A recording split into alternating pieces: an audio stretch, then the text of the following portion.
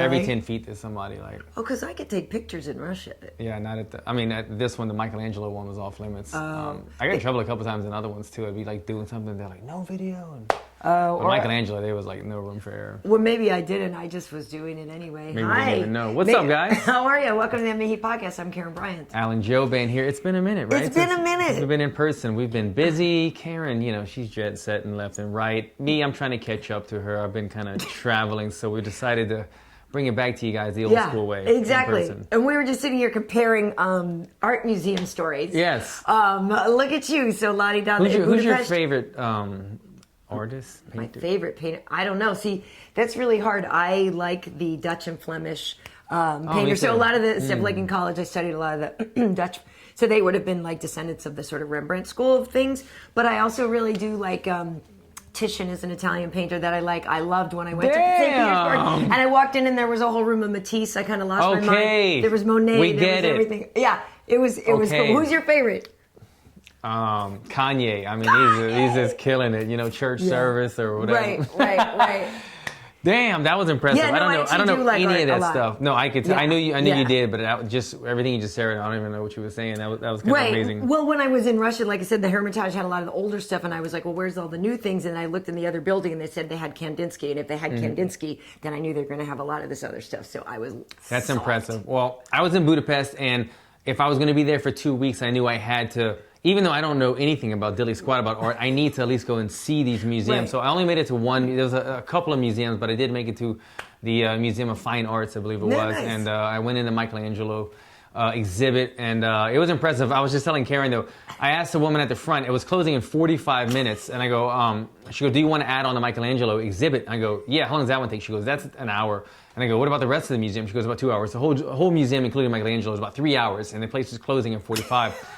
And I was like, give me the Michelangelo. I got this shit. So I ran through the whole museum, and I got to see everything. Obviously, I didn't read everything and stand there and do my art perspective. But the whole time I was in there, I couldn't stop thinking about Ferris Bueller's Day Off. Remember Ferris Bueller's Day Off when they go in Chicago, in Chicago, and they go and like the music was playing. And that's what I felt like the whole time. I was having a little outer body experience. You were exercising. Did your sprints? Yeah. I was like, but I enjoyed it. It was cool. I didn't know what I was looking for, but I was very impressed by everything that I saw. Nice. Well, because when I was, and we'll explain why you were there. When I was in St. Petersburg, I went a day early specifically to go to the Hermitage. Like that was it, and I spent so many hours in there that I got to the point where I had to force myself to leave because I needed to. I wanted to go see some other things in the city, and every time I would go around another corner, I was like, oh my god! And I had to like literally just be like, okay, look at you. You'll spend the whole day here if you don't hurry. Like you got to go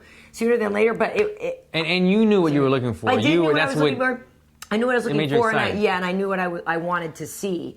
And so when I guess I wish I'd known the old part of the Hermitage. I wish I'd known the other part had kind of more of the not contemporary, but newer things that I liked even more. But I'm glad I didn't shortchange myself because the Hermitage had a whole room of Rubens, and when you see that up close and they're huge.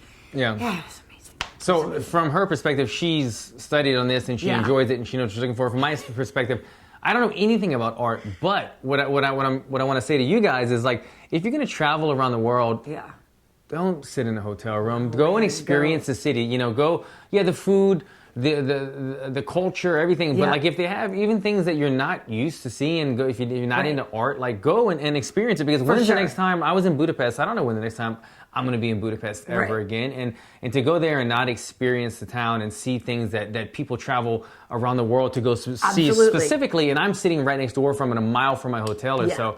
It would have been a travesty. So I was glad I did it. Even though, like I said, I knocked it out in 45 minutes, I probably didn't do the full experience. But you got I went and I absorbed it, and the energy and just seeing all this stuff. And it's fun. I always, everywhere we go with fighting or whatever you do in life, I like to go and kind of experience the city. It's smart. And that was the thing, too. I said that to Wade after, I was like, that museum was worth the price of flying to St. Petersburg. Yeah. Like it literally was for me anyway. The fights were cool, but I'm so glad I went early. That's cool. It's what I loved Russia. This is actually one of the things I got here. It's like the little Fabergé egg, and you can open it up, and if you want, you can put this or actually maybe this isn't the one that fits right back in. But anyway, it's like a little babushka thing that comes out of it. I got one for Aurora that's like the doll of the thing. You can put it in. But no, John Jones had the Russia. same one for a while. I saw he was wearing around.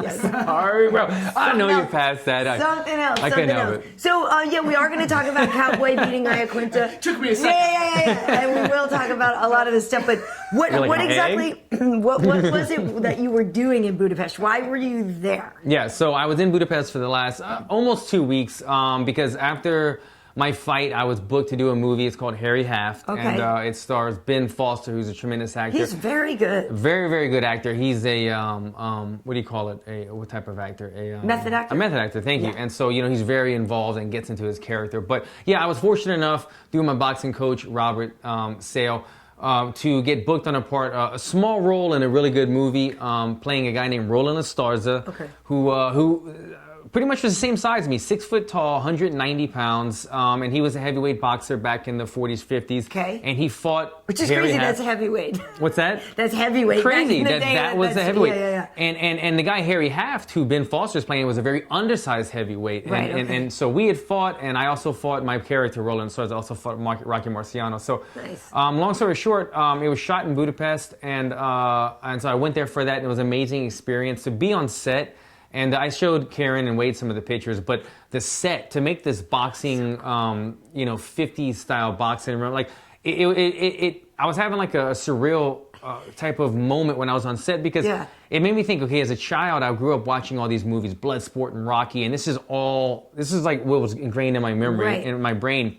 And then I became a professional fighter later in life, which is already pretty cool. And then to be shooting a boxing movie like Rocky, like I was watching as a kid. All the world's coming together. It's like, yes. It's you like, probably had a pinch me moment, right? Where you're like, am I actually really doing this?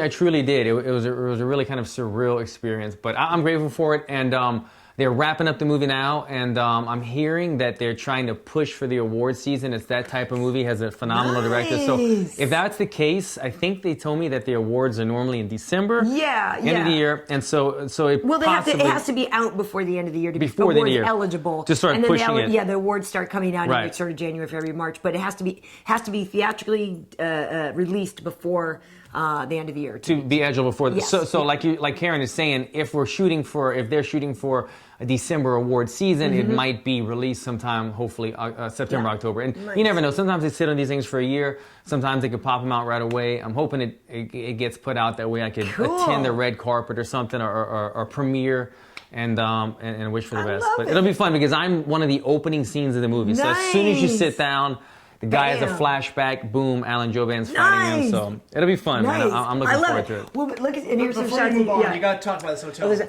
Yeah, that pic right there. So that's the hotel that I stayed at, Yeah. the Corinthia in Budapest, and it's actually in the Pest part. Budapest is divided by a river. This is in the Pest part of Budapest. And the hotel, I go and I find this spa and this pool, and the spa was built in like 1886 or something. And then it was shut down for 50 years and then renovated again in like 1980 or something. Yeah. But long story short, to go swimming in a pool spa area that was 140 years old or something, it was kind of a crazy feeling knowing that even though it had been redone, this had been sitting here for so long. When you're in the States and you see something that's like, oh, this house is 100 years old, you're like, wow, this is crazy old. But everything in Europe is old. Is 1,500. Everything is crazy old. My pool was 140 years old. So beautiful pool, beautiful spa.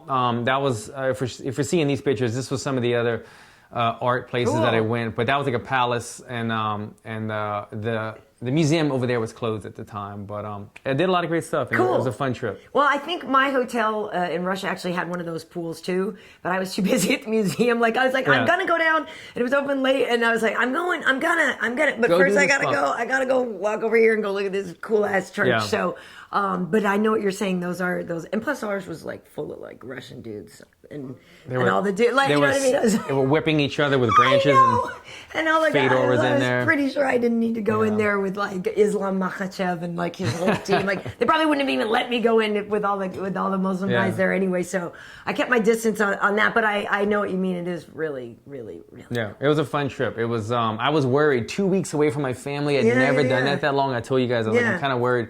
But you get used to it, and once you get there and see the people on set that have been 3 months, 4 months away from their family, I was like, oh, okay, I guess I can handle it. I can't complain anymore. Well, I just got back from Ottawa, UFC Ottawa. We know that Donald Cerrone defeated Iaquinta. He's a legend. In such an incredible fight. So here I went a girlfriend of mine, Fede, who used to live here in LA.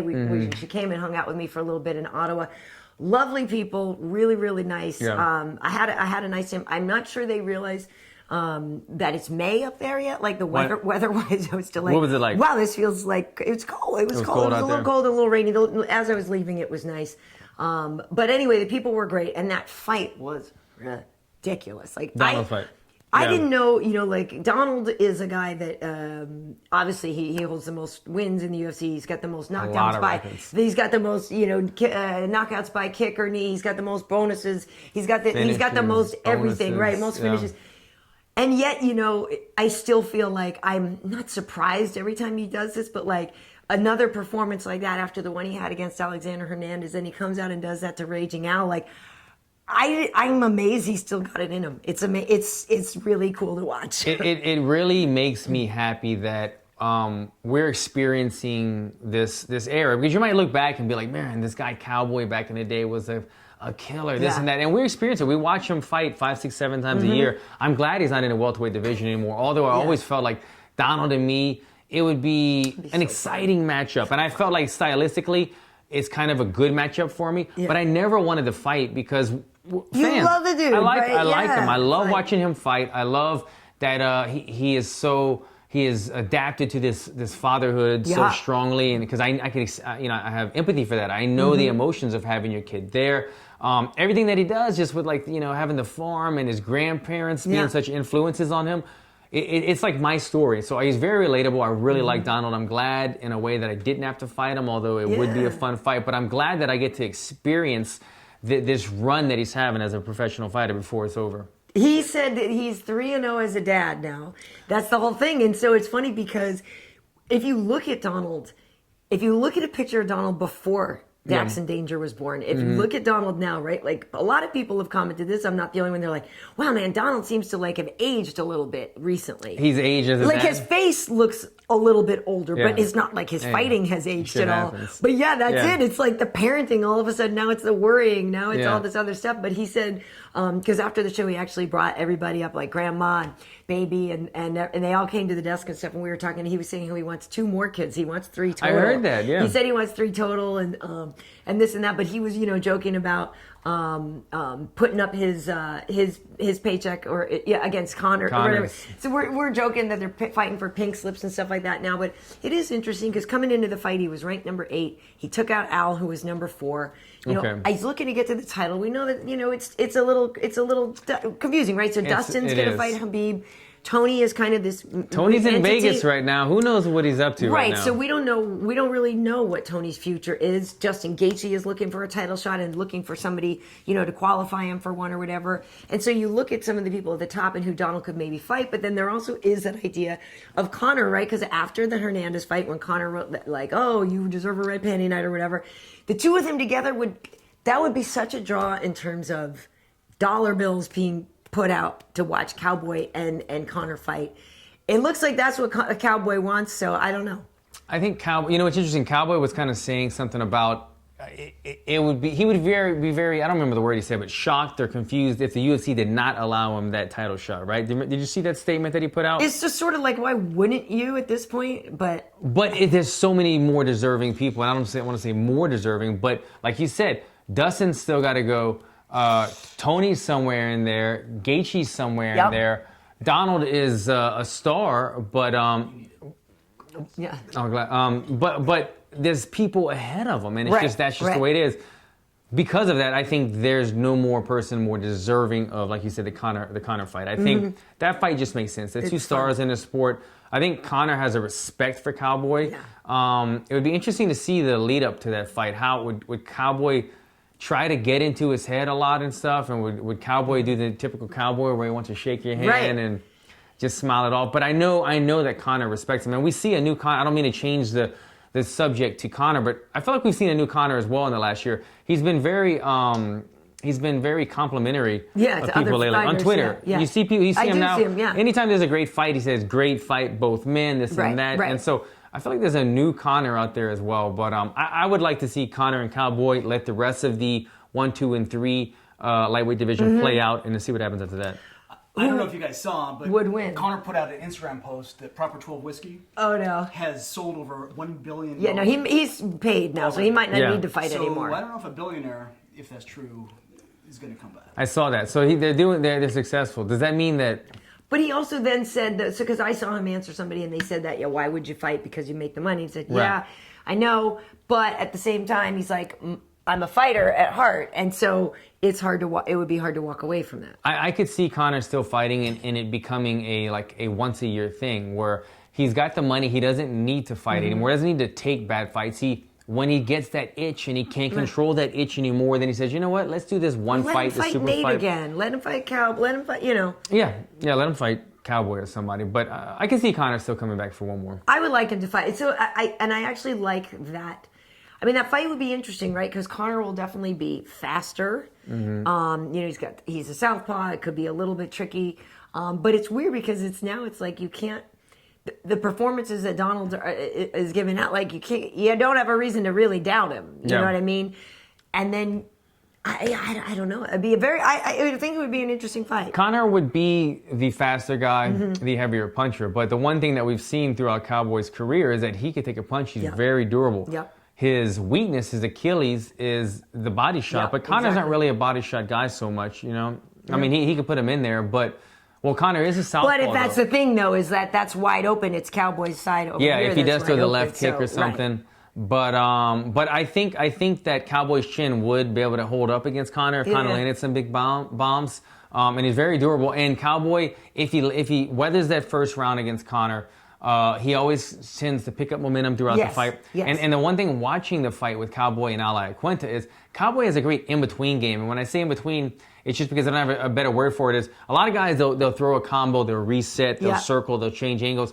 Cowboy will throw a punch and he'll get countered. And then before they reset, he just kind of blitzes you. Right, you know how he stays? Right. He uses his long reach and his sturdy chin to get in there and kind of bite down on his mouthpiece and get in that danger zone because he's got the reach advantage over most guys. So if it's like who's going to get there first, if Cowboy's stepping into danger before you, then he's going to have an advantage of landing first. Plus, he's got a longer reach than the majority of the lightweight division. Right. And that's what I'm getting at, that I could see him having success over Conor. Yeah. Because Conor would be, I think, a little bit more the slicker striker with the power, but Cowboy would land those shots when Conor's trying to reset and get on his butt like that. And it's a fun matchup. I really want to see it. What were you going to say? Oh, we just, longtime viewer Dean D. Yeah. What's up, Dean? Said he would love to see whose dad powers would win, Brahma versus Cowboy. Yeah, man. Like I said, it's a fight that I love and I hate because I'm such a fan of his. But I honestly was hoping that like when he fights some of these southpaw guys that he would give me a call or something. He trains with Joe Schilling now. For sure. Yeah, me and Joe train together. Good dude. If he needs a southpaw, I'd be willing to go help him out. Yeah. But and then Hanoi Tripper is asking, is there any way you can make 155? Couldn't do it, man. Here's the thing. I don't know if Conor can make 55 anymore. When you look at him right now, because I actually was talking to McMahon about that when we were in the airport.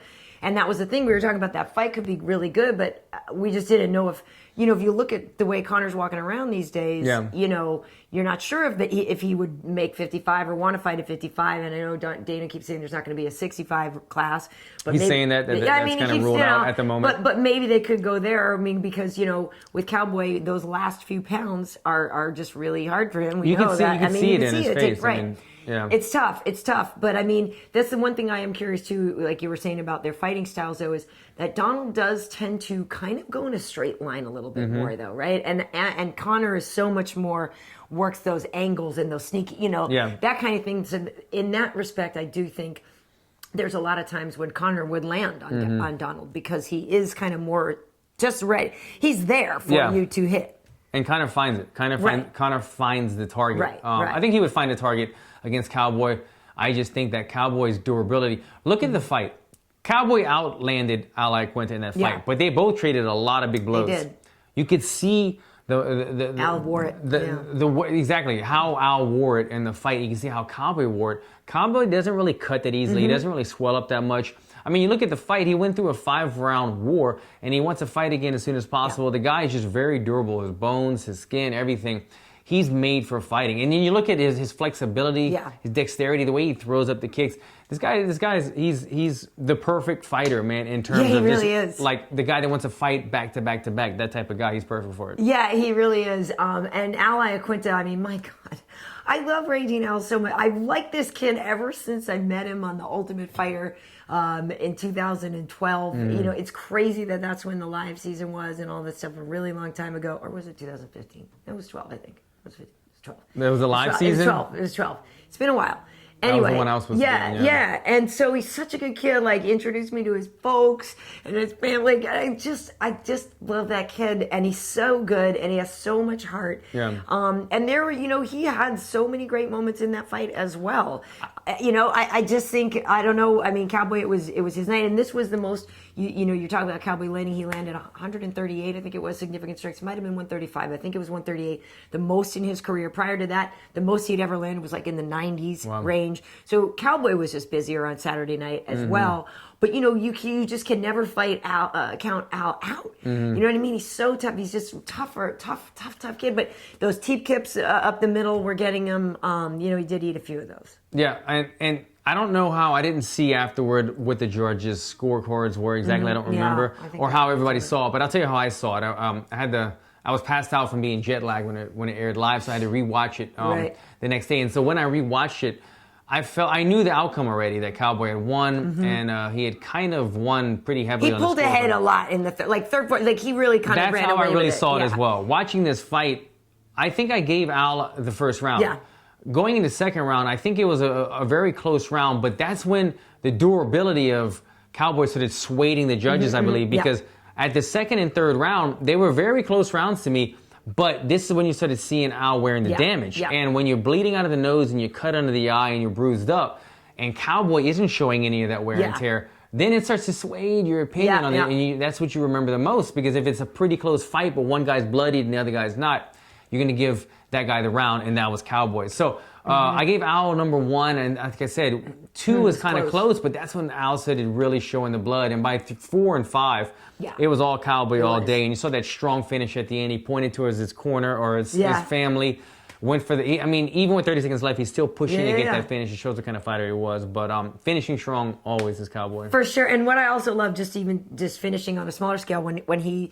In a combination, he's smart. You know, a lot of times he finishes with that kick, and like, it just makes such a big difference sometimes to get that one other thing in there, just a ping, just one. And extra. Al Iaquinta throwing the head kick at the very end too. I know, Cowboy's kind of like, all right, okay, I'll keep my hands up. Okay, well, anyway, that was a hell of a main event. Do we have any questions on that before we start moving on to some of the other fights? But yeah, it was cute. Joseph Boza, longtime viewer, he's saying he thinks fighters like Pettis and Kevin Lee are taking fights at welterweight to stay busy because of the They hold up in the division. Maybe so. I mean, there's probably some truth to that, but I think also it's just... well, I think Pettis is just at a point in his career where he's reached the height of it, and he kind of knows now that he had a bit of a skid at his weight class at 45, 55, and he said, you know what, if I can take some super fights, make a little money, have some fun. And it turned out to be a genius move. I mean, who would have known that he would have stopped Wonder Boy, one of the, you know, not for a title's sake, but one of the biggest wins of his career. Yeah. But yeah, Kevin Lee, I think the weight cut's just too much for him. Hardy's a big kid. Yeah. H.E.A.T just pointing out that kick that dropped out was very similar to, you know, Anderson. Of course, Yeah, we saw that. Yeah. Well, and, you know, before this was one of those stats that I was talking about on the show. The knockdown ratio for Al before this fight was 7-0. He'd knocked down 7 people, or had 7 knockdowns and nobody had knocked him down. And then Cowboy got him twice, maybe even 3 times in this fight, but definitely twice. And so that was something. And that's saying something too. You know what I mean? That just shows you how tough Al is. That hadn't even happened before then, and this guy's career was already that long, and he was ranked number 4 and all that. So, well, he'd never been knocked down? No. That's incredible. I know. Yeah. I know. Taken down, sure, by Khabib, but not knocked down. Yeah. Al's a tough kid. He is, man. He really is. He really, really is. Okay, so maybe there's not some more about it, and I will say this. We needed that main event. Okay. I know what you were getting to. That's a good transition. That was kind of a subtle transition right there, but you're referring You feel to me, people? the co-main event being a little bit lackluster, a little bit kind of crazy, a little bit, can we use some words, a little bit awkward, a little bit unorthodox. What's some other words we can use? Bad. Some people might say. Not good. The slam was the highlight of the fight. The slam was, yeah. We're talking Elias Theodorou versus Derek Brunson. Derek Brunson was victorious. Elias has a very tricky fight style, which is very, or being a little bit, silly here, facetious about it, but he is awkward. He doesn't fight conventionally. He throws stuff from weird angles. He's not necessarily a guy that always goes for a finish. He's a guy who a lot of time accumulates points very much and a things. point fighter, yeah. And I so agree. he actually had holds some records in the middleweight division for, significant strikes landed and things like that, because he does get a lot of touches on people. Sometimes they maybe don't really damage you, but he can kind of stick and move and get a lot of touches. So it felt like a lot of the fight. It felt like it because it actually really was of like Derek kind of having to chase him around to try to find him and try to land some things. So I know Elias is getting a lot of grief after that performance. People kind of making fun of him and stuff. At least he's out there owning it, saying, it wasn't a great performance for him and he needs to get better.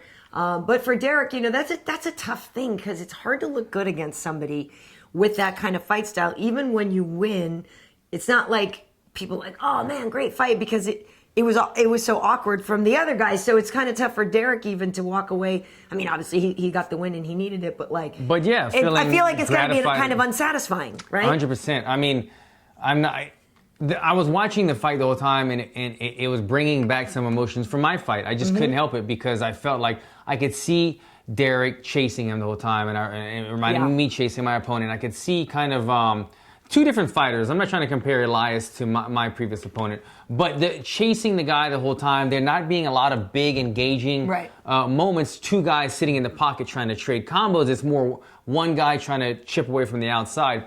And so I fell for him. I know exactly what you're saying. It's 100% correct, because even if the judges would have scored it for my favor the night of that fight, I would have left there thinking, well, crap. They brought me out saying nonstop, action-packed Alan Jouban. And I was a guy in a couple of records for all these things. And my numbers dropped after that fight. So it was very unsatisfying in that fight. And so Brunson had to feel the same way leaving there.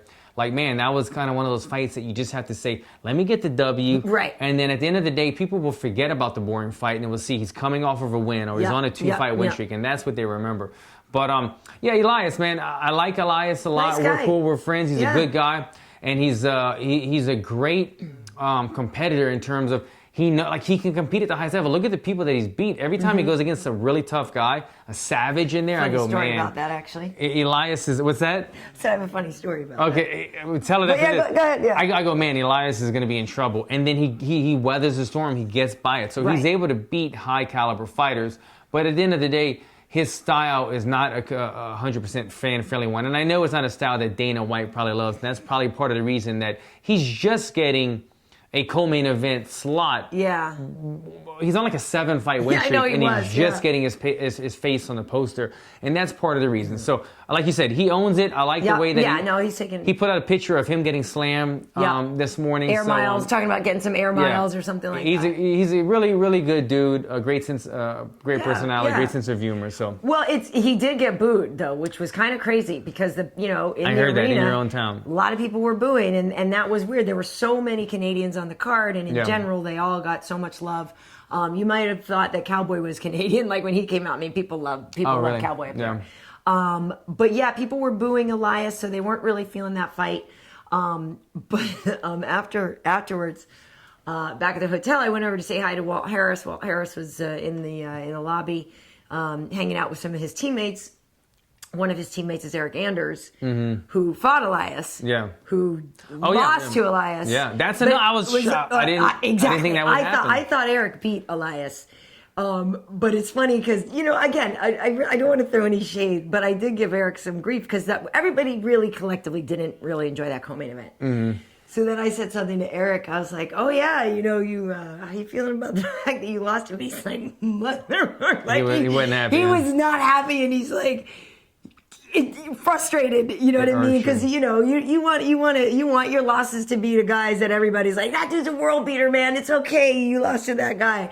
So right now, Eric's a little tender about if you poke with him and you're like, dude, really? You know. I get it. So he's frustrated. And the thing about that fight was he actually landed on Elias a lot. Like he actually cracked him. Eric Anders did. He cracked him a lot of times. And like I said, I thought he won that fight. It was, I think, a split decision for Elias. Okay.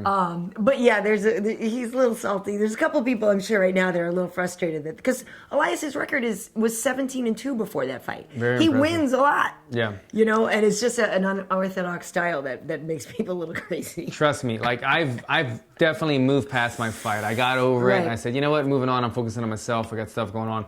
But whenever I don't remember, Grant, whenever Grant fights again and they're like coming off of a big win over Alan Jouban, I'm going to be like, come on, that dude didn't beat me. So it's going to sting. It's going to sting a bit. And I'm sure it stung for Anders that night, for sure. Yeah, he did. But Walt Harris, by the way, though, came out and just blasted his dude. You know, Walt was initially supposed to fight Alexei Oleinik on this card. Oleinik, you know, got moved to fight Alistair Overeem a few weeks ago in St. Petersburg. So Walt got this newcomer guy that he just wailed on. So fat, came out, I forget how many, it was 49 seconds or 30 seconds. I forget how long it was. It wasn't that long.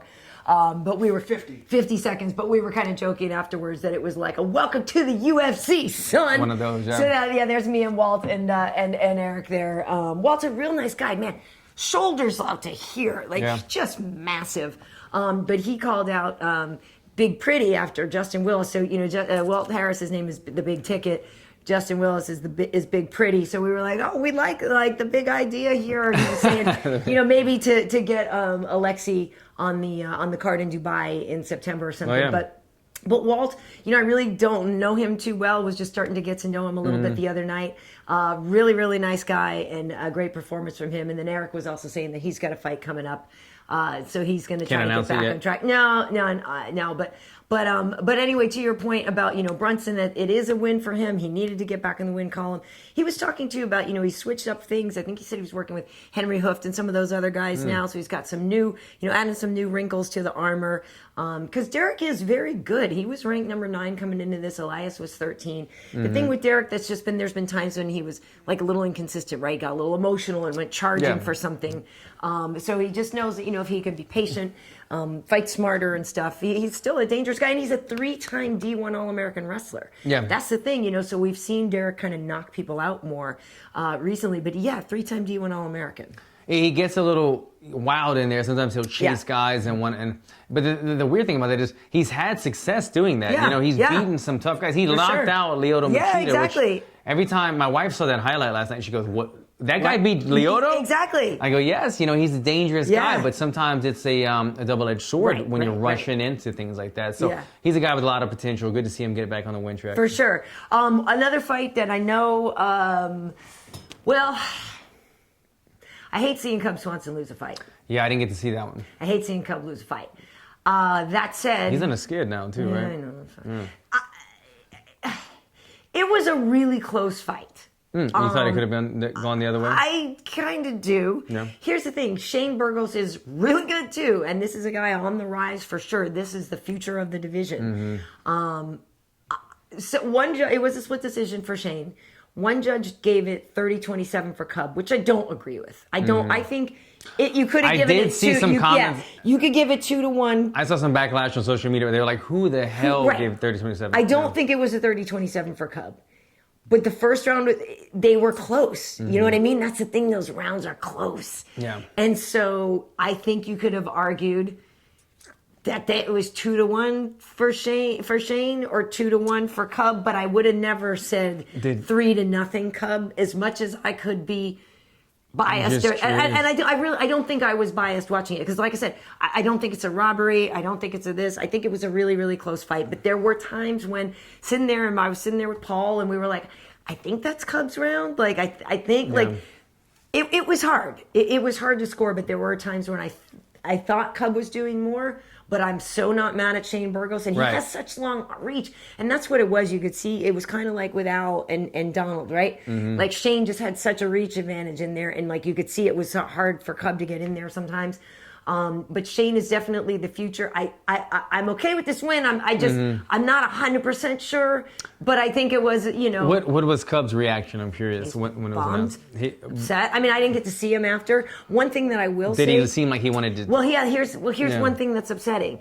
Is that after the fight, Shane was definitely selling it more with the hands in the air and looking like a winner. Yeah. And Cub didn't necessarily do that whole body language thing, which we know can matter. Right. To Maybe if strong. the judge is still kind of on the fence and he's like, oh, well, this guy looks beat. Right. Yeah. So I don't know if people have opinions on that fight. Like I said, I'm not like mad at it. Shane is it was a really good fight and it was very close to me. But Cub didn't throw a fit like I did after not to that extent. No, I think he was okay with it. I think it was a close fight. Yeah. I think in that respect, maybe it's more of one of those where like it's frustrating because you didn't quite do enough to sway the judges, and maybe it's frustrating to be like, okay, one judge saw me winning it all. So I don't know. That's a weird thing, I guess, right? To get a 30-27 and be on the losing side of a split decision. That'd be weird. I'm just thinking because he's on a skid right now with 4 fight, Yeah, and to think a guy like Cub Swanson, such a name, such a successful fighter in UFC, being on a skid and then thinking like this is a close fight, and then having that taken away from him. Right. How he's reacting and stuff. I know. I'm sure he's not. Yeah, happy. tough one. There's mixed opinions. Some people saying, look, that was 4 in a row, probably going to get the walking papers. Other people saying... Everybody loves Cub. They'll never cut Cub. Anywhere. Cub will stay as long as he wants to, because he almost left before. He actually almost left before this last contract when it was up. And he, but he wants to be in the UFC. He wants to finish his career here. And that's 4 fights? I think so now, because there was Renato Moicano, there's Burgos, and before that it was Ortega, right? And I think, but anyway, they're never going to cut Cub. Cub is a legend, right? And so you do that to new fighters, but like somebody who's been around for so long, what are you going to cut? It's literally like they'll let Cub fight as long as he wants. Right. I mean, he's fighting like top 10 you guys. You keep in or Ross Pearsons, you keep your Cub Swansons. Yeah. You know what I mean? You let him fight as long as they want to with you, and then Yeah, I feel like the pink slips, the cutting guys are kind of more for like. You've only been in the organization a year or two type of thing. Right. But when you've been in the organization for more than 5 years and you're only fighting top 10, top 15 guys. Well, that's the whole thing. It's like, okay, he lost, but it's because you're fighting the best guys in the world. So let's maybe give you a guy that's not ranked, get your winning check. Right. So. Well, it just so happens that Shane is a rising star, though. You know what I mean? Yeah. And that's the thing. There's featherweight division is very good now. It's not like there's easy fights in there. And Cub's never going to get an easy fight. But I think, if he wants to keep going or whatever, but a guy like Cub is always money in the bank. His fight with Korean Superboy is guaranteed into the Hall of Fame in the fight division at some point. So, it hurts me to see him lose because he's such a good guy. We work together a lot over at UFC now. He's such a good guy. But congratulations to Shane, who, is also a good dude, you know what I mean? And definitely the future of the division. So yeah, you and the fan base are just much more familiar with Cub. Yeah. So otherwise, on the card, I was psyched for Macy Chiasson, who was victorious on The Ultimate Fighter. She won The Ultimate Fighter the last season there as a featherweight, but then she dropped down to bantamweight. She's gotten 2 wins already. So she beat Gina Mazzani, and now she beat Sarah Morris, and she got a bonus for that, 50 Gs. Nice. I met her family. They're so nice, and this was like a shorter turnaround for her. She had a little bit of a struggle trying to make that weight. But she got it done, came out there and faced a little of adversity. Cheesecake put her down on her back right away and stuff. But Macy came through it. So her name was Cheesecake? Well, yeah, Sarah Morris. Her nickname is Cheesecake. Cheesecake, okay. Yeah. Right. So I'm happy for Macy, and she got herself a performance bonus as well. And I think Walt was the other one who got it, and then Cowboy and those guys got Cowboy now got fight of the night, of course. Cowboy made how much in that fight? We saw it, $400K? Is that right? $400K, and because there was that little thing on Instagram about Cowboy made $400K and Canelo made 38 mil or something like that, and they were trying to compare the two. And obviously, yes, I think that UFC fighters should get paid more money, obviously. But it is tough to compare those two when Canelo is the face of boxing and one of the greatest. He's the face of boxing right now, Canelo.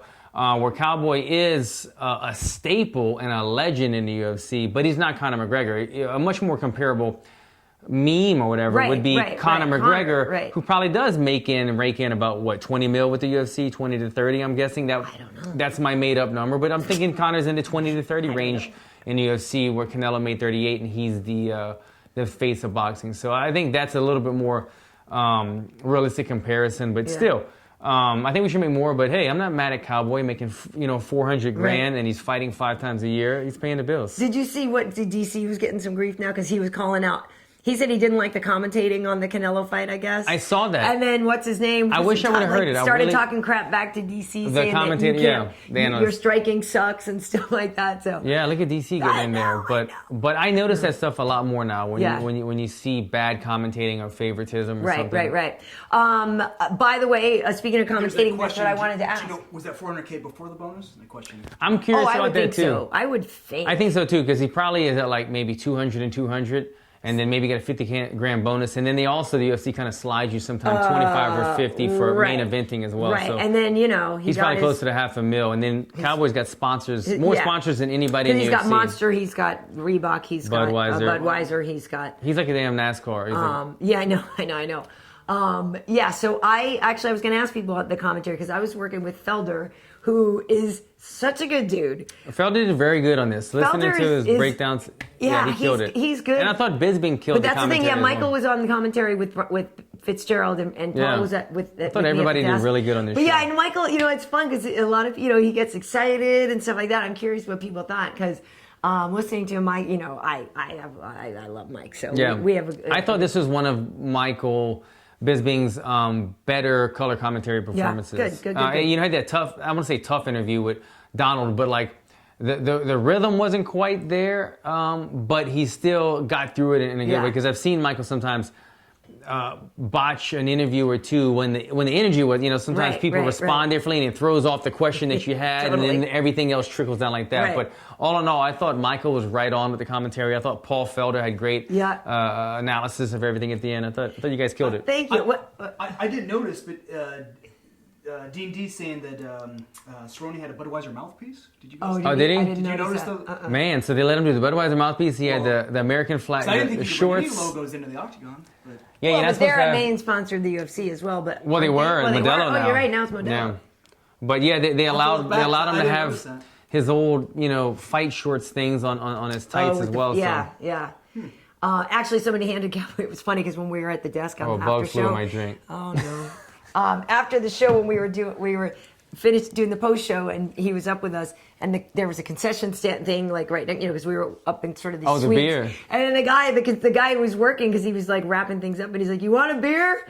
And because he was right in Cowboy's eye line, and we're all like, "Are you kidding me?" And I'm like, "Make that 3." That was during. He said that. Yeah, the guy literally. I didn't know who was talking to him. He's in Cowboy's eye line because the guy was over to my right.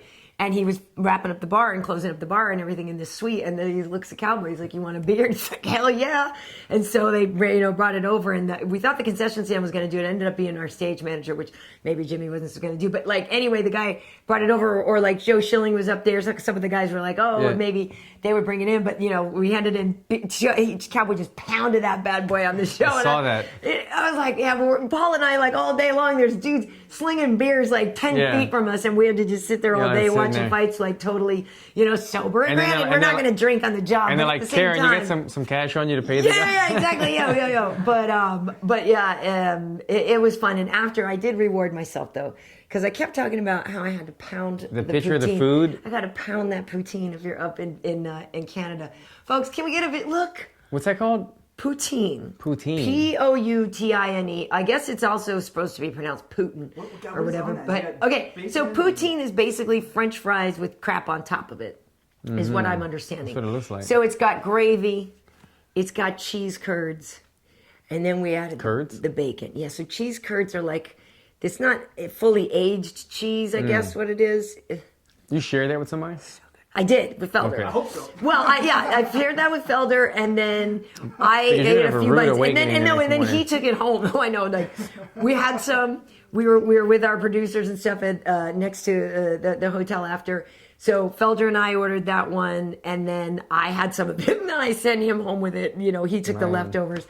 But then if you look at on Twitter, he's like, because somebody said something about the poutine, and Paul's like, and what do you think happened to the leftovers? Yeah, like, I'm sure he went that. back to the room and just housed him later on. I saw that picture, and I was kind of like, I had to do a double take. I was like, Karyn ate this? Because I was in Budapest, like, cutting weight for this movie thing, and when I got done, I was like, let me indulge a little bit. Right. I had some beer, some pasta, but I didn't have no damn poutine or whatever. But it was, and there was a whole poutine festival, I guess, that we thought maybe we were going to go to during the day. I didn't do it, so it was like, I can't leave Canada without some poutine. There you go. So that was Saturday night. That was the fight after party. Experience the city. Right, with poutine, and oh my God. It's so good. It's so It looked good. like you were probably... Dude, it's so wrong. You probably had your button undone in your pants. Totally, and and waddling back to the... Belching. You can't, right? It's like you can't... I would say you can't enjoy it because, every bite you're like, 3,000 calories, 2,000... That's it. But, I tried to just put it out of my mind. It was so good. It's so good. It's so good. Well, I can't tell that you ate any poutine. Thank you, yes. That makes you feel any better. You're a good friend. There you go. So any questions on Ottawa before we look ahead to 237? No? No. Yeah? No? Right. Okay. A lot of agreement with what you guys were saying and stuff. Good. Yeah. You got, that you guys did great on the commentary. Oh, thank you. Yeah. We had a lot of fun. But yeah, so this weekend, Rose Namajunas finally back in action, facing off against the woman that some people say is your little sister, Jessica Andrade. She's a good-looking girl. She's a good-looking girl, right? It's a beautiful girl. But yeah, she's so cool. I really enjoy both of these women so much. It's hard though. It's hard to deny Rose in a way, right? Yeah. Because people didn't think she was going to beat Joanna, beats her twice, proving it's not a fluke, proving Thug Rose is a legitimate champion. She's going to have a long reach advantage there. She's got great jiu-jitsu skills, and she's not afraid to fight, 100%. But Jessica Andrade is a powerhouse. I'm a believer in Rose, but the thing that we have yet to see, I don't say yet to see, but Joanna, the thing that made her so great is she was able to knock off all those tough type of brawler, grappler, boxer girls, all the, Claudia Gadelha and Andrade and all, these very, very tough number 2, number 3s. And then she fell short against Rose, obviously. Right. Rose was the perfect stylistic matchup against Joanna, and she's a deserving champion. But does she also possess that game to knock off these other little pit bulls, the girls? Right. So this is what I'm curious to see, because it was something that Joanna was just able to do kind of effortlessly. I mean, she fought best against these girls, against these tough type of grappler girls that get in your face. She did it so well because of her footwork and her movement. And Rose possesses the same thing, but it's going to be interesting to see if she can get past the same ones. But Rose also has better jiu-jitsu than Joanna. She does. So that's the whole thing is, right? So if you get, bate estaca, if you get pile drive down, if you're on the canvas, Rose has a lot more ability to make something happen there. Yeah. So I think she has a lot of options, a lot of places it goes. But to your point, Jessica Andrade, she could square up and tee off on you, and she has so much more power she will slam you than other girls in the division, I think. Very and that's strong. the thing, the most strong, the most powerful. But we saw, Angela Hill had some success against Jessica, and she's got that long, lanky body. That was a really good fight. It was a really good fight, and she's got the same kind of body type as Rose in a lot of ways. That long leg, more of that, that long striker. But it's just that Rose has that added advantage of a jiu-jitsu, of a submission opportunity. I mean, this is a woman who can jump your back. She can, and Rose, I think that's also like, how baller is Thug Rose? She's like, screw it. I'll fight this tough girl in Brazil. You know what I mean? Like that to me She's just the shows champion, you and she said, exactly. It shows you the mindset of Rose. I guess the one thing that gives me pause is the layoff. It's been some time. I was thinking the same thing. It's so been that's a while. the one thing that just gives me a little bit of a Do we know what that was for? I mean, a lot of it was literally like PTSD after the bus attack. That messed her up for quite some time. So how is that affecting her or her training? I mean, she gets great training. She's out in Colorado. I know a lot of the time, like Shevchenko has been there to train with her. I think Rose is going to be well prepared. It's just that it's been a minute, since she's been in the octagon, but she does a lot of mental preparation and everything like that. I think she's going to be. I don't really expect ring rust. But it is one of those things where like a little bit of a I don't know. I agree. I don't really know that ring rust is a thing, but I do believe that getting your rhythm could take longer for some people than others. Yeah. And that was the one thing that was in my mind. I was thinking, it's been a while. It's been a while since we've seen her getting stuff going on. And if you say it was because of the bus incident, has that affected her? Has that affected her training? I don't know. But it's going to be a good fight. And I agree 100%. I was wondering, why are they fighting in Brazil? Yeah, because she's got the belt. A badass. Yeah, she didn't care. What's the co-main event on that don't one? care. Anderson Silva versus Jared Cannonier. So Anderson Silva, obviously, we know, been around forever. And this is a guy who the last time we saw him fight was against Israel Adesanya. And that was kind of more of like a, I don't know, I don't want to say it was a sparring match, but it was like a respectful, hey, you got this, I got that, you got this, you got that. That fight had its moments.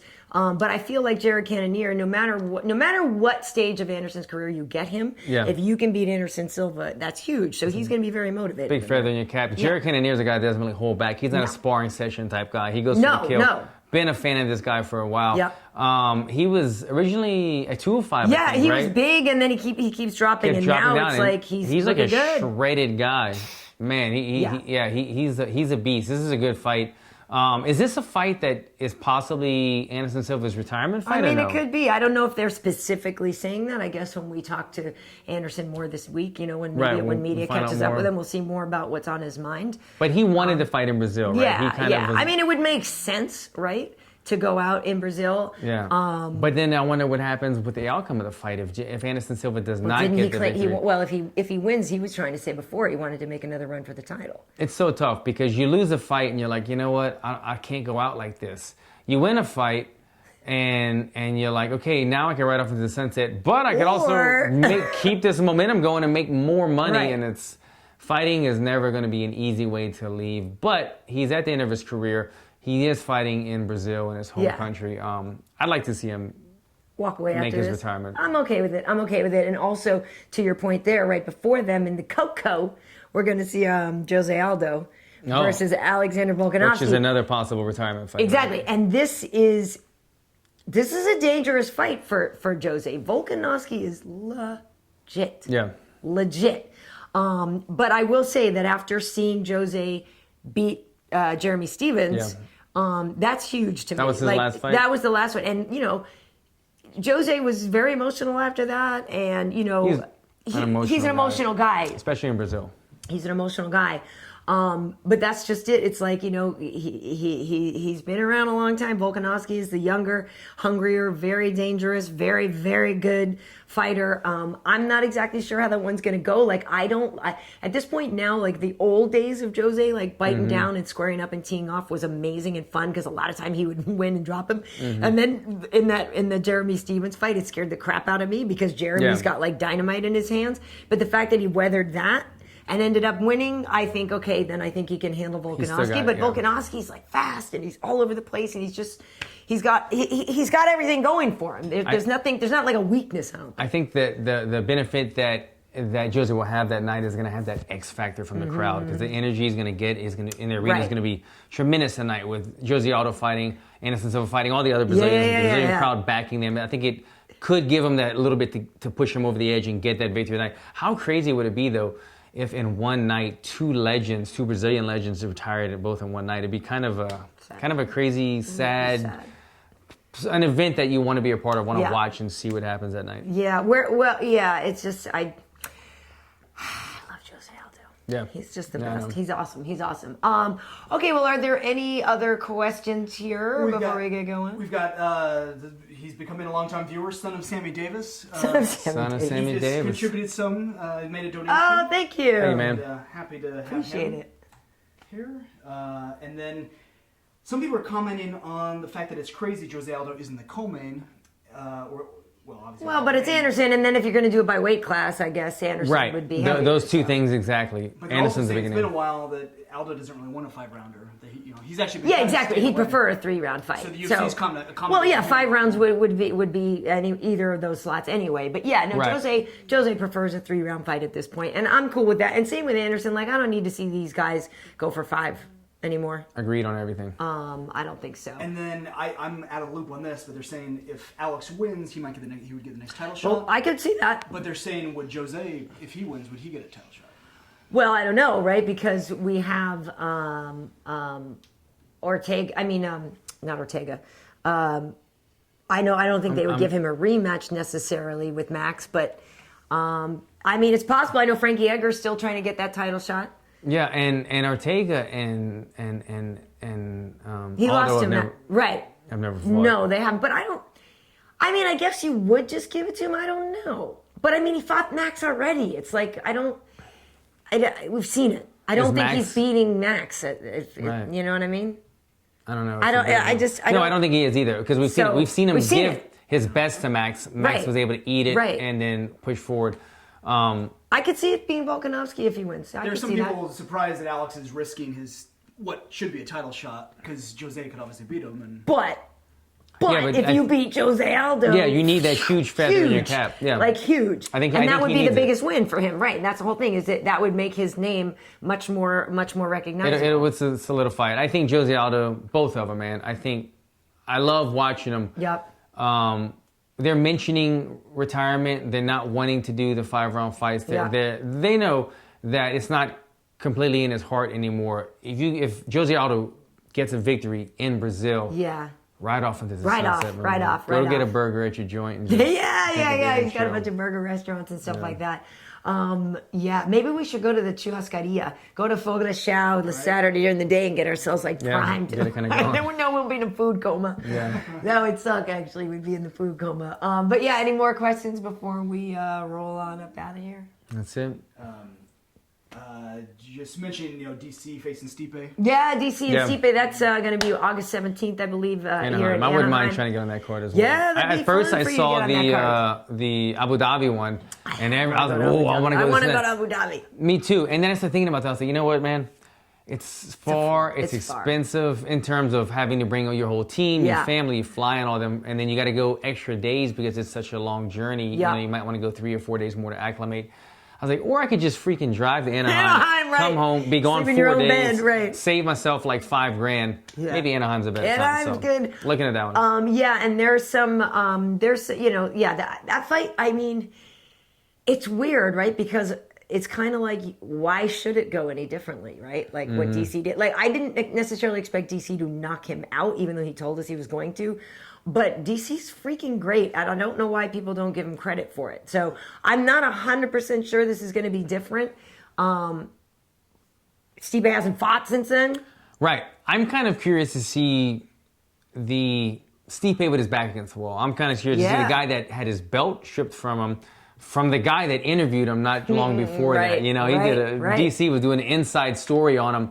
And then he goes in there and knocks him out, takes it, and then they had some back and forth battles, some little sparring wars on Twitter. Right.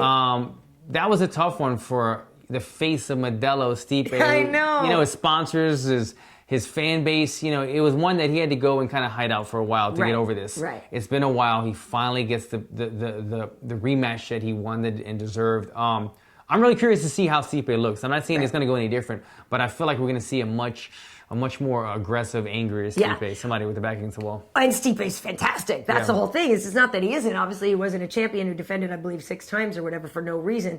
I'm just saying heavyweight DC is legit. Tough to deal with. Good boxing in your face. The wrestling. And the wrestling's stupid, and he's got that extra power, and it's just... Yeah. And DC is a tank right now, by the way. He's a tank. I've met DC plenty of times, obviously, but when I saw him in Atlanta, when he interviewed me before the fight, he came up and gave me a hug, and the man is enormous right now. I had never met him as a heavyweight. He was always a light heavyweight who would put on weight in the offseason, come back and fight lightweight. But he's not... No. Heavyweight DC is... It's him now. It's not like off-season weight. It's him. It's a part of him. And I was like, bro, I couldn't even clasp my fingers around. Yeah, you got to go gable grip man. When you get to stay to keep the hug. S grip, You need more room. I love me some DC. So it's cool. I like that. That's upcoming. Next show for me I'm working is Rochester, so I'll be in Rochester if anybody's out at those fights. That will be good. Don't ask me what's on the card right now because I can't remember. I'm pretty sure it's already 8. But yeah, and so that's what's next for me. Good. I got a little modeling job. Me and my son booked a modeling job in New York. Paige is going to be in it. When? It's this weekend. It's called Psycho Penguin. I'm pretty sure. I just got the email. It's Psycho called Penguin? Psycho Penguin clothing line. Is it like Izod's and Polo? Like, I think the penguin is just kind of like the polo of Right, that's what I'm saying. I've seen the penguin logo before. Okay, so I believe that's them because they're kind of that style of clothes. But I got to look it up. I just got the call, but I'm excited to go do a job with Cage. That'll be so great. Rocking and rolling. So you don't mind taking him out of school for that? Gotta make some money, these mean man. streets of kindergarten or whatever. Exactly. It might really be set back, Alan. You might want to really rethink that. Maybe just get an on-set tutor. We'll bring the, I know, right? I don't know what the budget is, but we'll see what happens. But yeah, we'll bring some homework with us. Keep him up to date. Hey, so how did that go when you sneaked in to surprise him when you came home early? It didn't go well. Well, I know it went well, but I don't know if you guys saw it, but I was supposed to come home a day later from Budapest. I got wrapped early, so I came home a day early, and I was on the phone with my wife, and I said, look, let's just surprise him. Like, you see those army soldier videos. Right. And that's different. But I was like, maybe it'll be something like that where he sees me and freaks out. He freaked out, but it's because I came in the door at like 11 o'clock at night, and him and my wife were sitting in the den. I just opened the door. I kind of knocked and just kind of opened the door, and he got scared because he's like, his dad's been out of town for 2 weeks. Who's coming in the front door at 11 o'clock at night? Right. Because Nicole's boyfriend usually leaves by 10. You know what I mean? So he's usually gone. So, he just ran behind Nicole instead of crying, and it took a minute. But I was able to surprise him. It just wasn't the surprise that we were expecting. That's so sweet. But yeah, you definitely needed to clear it with Nicole, or she would have gotten the gun out, right? Otherwise, she'd be like, who's at my door, right? Yeah, for sure. My wife sets all kinds of traps when I'm gone, so. Johnny Lowe is saying he's pretty sure it's Psycho Bunny, not Psycho Penguin. I said penguin? Psycho Bunny. I think you're right. Thank you for that correction. Johnny Lowe, thank you. I said Psycho Penguin. Yeah, because penguin is a clothing line. That's what I'm saying. I think penguin is just Polo is the horse. Penguin is that. Yeah. This is Psycho Bunny. I think it's like a bunny with a crazy. But what kind you're of right, man. clothes You're do they right. have? I'm gonna have to look up what kind of stuff they have. Yeah, you don't know what you're ready for? Did they say did they tell you if it's if it's bathing suit stuff or do they? I sure hope not. That's what I'm saying. Do you know? Well, for you, I mean, I'm not. No, you're fine. I'm saying for a women, they would let them know. Yeah, because there's being that I'm shooting with my son, it can't be underwear. I'm sure. it's got to be like father. Yeah, son, preppy stuff. Cool. Yeah. Well, speaking of that kind of thing, it's Psycho so funny because we're with Bisping right now because he's about to leave to go shoot a film in South Africa or something, and so he is on the craziest diet, but he's like running like a fiend. He won't drink because he has to take his shirt off in the movie or something, and so Mike's all like self-conscious now and everything. And so if you see him these days, he's being like really, really diligent and stuff on things because he's afraid to he doesn't want to look bad. Michael is having a very successful not only end of his career but post-career as well, man. He's doing great. I'm happy for him. He's doing great. Awesome. Okay, so on Instagram I am KB Heat. On YouTube, on Twitter, everywhere else, Karyn Bryant. So please subscribe. And Alan Jouban across the board, all social media, do the same. Cool. Yeah. Hope you guys enjoyed it. See ya. Take care.